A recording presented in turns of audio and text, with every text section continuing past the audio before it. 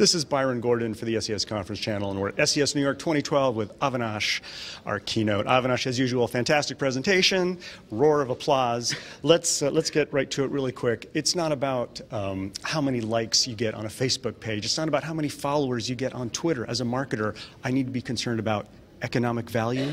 Talk to us a little bit about that. Exactly. I think that far too often our social efforts are not being supported by the management team, and it's because when they see this graph of likes increasing and plus ones increasing and followers increasing on Twitter, they don't know how that translates into anything of value to the company.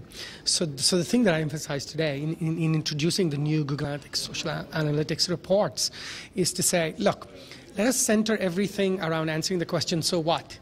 So you did social media, so what? And then try and quantify that in a very clean way. And then from there, you step to saying, where is that so what coming from? So we made X, Y, Z impact on the company's bottom line. Well, it came from these channels. And then go to answering the question, why? Which is, what is it that we did to earn this so what to happen? I think typically what we end up doing is we'll just go to, let's just tweet a bunch of stuff. You're like, who cares, right? So I have said to people that the economic value you will get from social media will be small compared to Google or TV or Bing or all that stuff. That's okay. But grounding your effort in that thing means that when you go back to your management team, you're able to clearly say, this is not just about earning likes. This is the long-term and the short-term value we can bring back. And then they'll give you money, and then they'll incentivize you to do things. Today, they get all excited, say, yeah, I'll give you a bunch of money, go spend it on social media. Comes back and says, well, as the likes are going up, the sales of the company are going down. Shut it down, right? And that's the thing that I'm trying to avoid by saying, start with the so what, move to the where, then do the why, and everything will be fine. You made one example of Equifax. Just briefly, what impressed you about Equifax?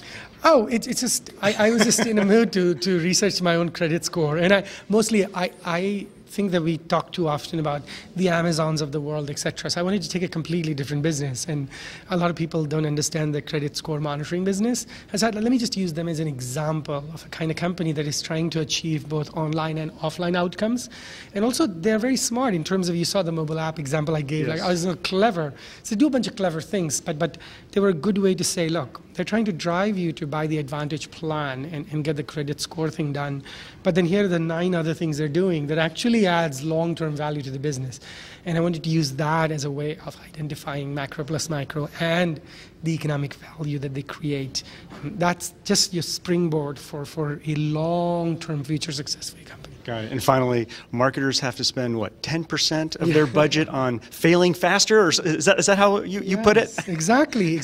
Now, I think that for the very long time, right, it's very cliche to say we have 3 TV channels and we have 5 big newspapers, we have a local reporter, whatnot, you do these things, and they don't change over time. And one of the crazy things about the internet is that companies and channels and marketing options for us live and die every day. Like literally every day, new opportunities are coming up, old favorites are dying.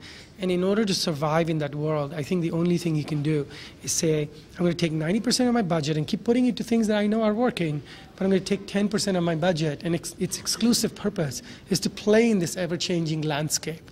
Learn how to fail faster, to fail forward, right? Is to understand, use that budget to figure out, is Facebook any good? Is Google any good?